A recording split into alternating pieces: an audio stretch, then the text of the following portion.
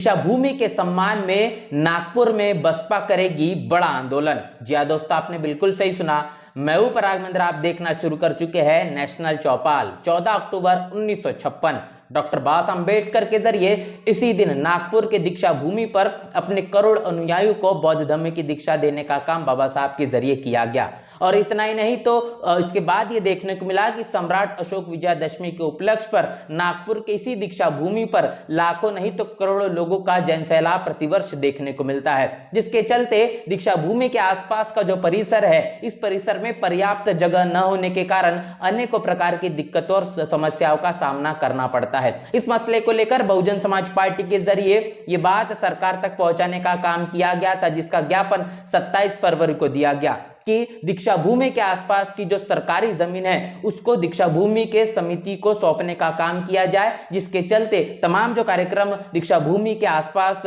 आयोजित होते हैं उसे किसी भी तरीके से जगह की कमी के चलते दिक्कतों का सामना ना करना पड़े। सरकार के जरिए आपको बता दें कि दीक्षा भूमि में अंडरग्राउंड पार्किंग के नाम पर जो विकास कार्य करने की बात कही जा रही थी, जिसका बहुजन समाज ने जमकर विरोध किया और उसके बाद उस पूरे के पूरे विकास कार्य के किए जाने वाले काम को बंद करने का काम किया गया, जिसको लेकर बहुजन समाज पार्टी के जरिए और तमाम सामाजिक कार्यकर्ता के जरिए कहा गया था कि ये सरकार का एक नया षड्यंत्र है दीक्षा भूमि को कमजोर करने का। दूसरी तरफ सौंदर्यीकरण के नाम पर जो भारतीय जनता पार्टी की सरकार के मुताबिक जो चीजें की जा रही है उसमें भी खासा परिवर्तन दिखाई नहीं दे रहा। लेकिन अब इस बात को लेकर मांग उठाई जा रही है कि बहुजन समाज पार्टी के जरिए के आसपास का जो क्षेत्र है, जो क्षेत्र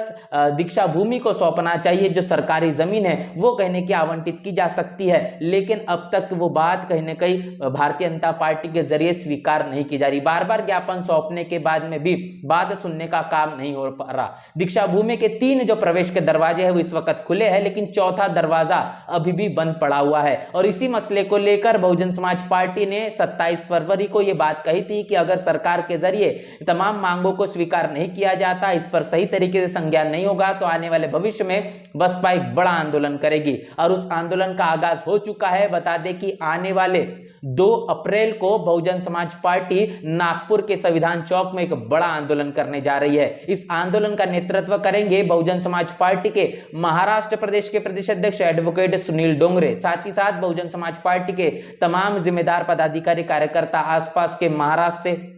ताल्लुकात रखने वाले बहुजन समाज पार्टी के लोग बड़े पैमाने पर मौजूद होंगे और इस बात को चेताने की कोशिश की जाएगी कि बहुजन समाज पार्टी जिस सोच, जिस विचारधारा को लेकर चलती है उस पर कहने के नजरअंदाजी करने का काम, या फिर बात करेंगे जो दीक्षा भूमि है, ऐतिहासिक धरोहर है, इस ऐतिहासिक धरोहर को सिर्फ भारत तक के सीमित नहीं तो दुनिया के लोग भी इसे मान सम्मान के नजरिए से देखते, तो आखिर यहां पर विकास का कार्य जिस तरीके से बीजेपी के सरकार के माध्यम से होना चाहिए, जब एक तरफ बीजेपी बाबा साहब का नाम लेती है और बुद्ध के धम्म को प्रचार प्रसार करने की बात करती है, तो यहां पर इस तरीके का मनुवादी जातिवादी सोच का रवैया साफ तौर पर क्यों दिखाई देता है। दूसरी तरफ एक ऐसी भी तस्वीर बीजेपी के जरिए दिखाई पड़ती है, तमाम मंदिरों को सौंदर्यीकरण के नाम पर जिस तरीके से बड़े पैमाने पर जो फंड देने का काम किया जाता है, लेकिन दीक्षा भूमि जैसे तमाम ऐतिहासिक जगहों का सौंदर्यीकरण करने की बात हो या फिर इसके जगह को विस्तार करने की बात हो, यहां पर बीजेपी का जो रवैया है वो अमूमन तौर पर अपनी मनुवादी जातिवादी सोच का परिचय ही हमेशा देते हुए दिखाई देता है।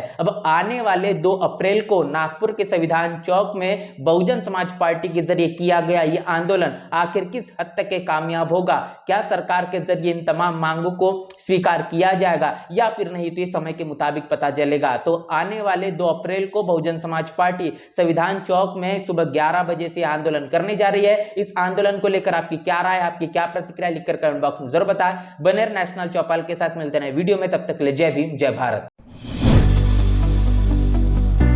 बहुजन समाज की हर खबर पाने के लिए चैनल को सब्सक्राइब करें, लाइक करें, शेयर करें। नेशनल चौपाल को बचाने के लिए ज्वाइन बटन क्लिक करके चैनल की सदस्यता लें और चैनल को आर्थिक मदद करें।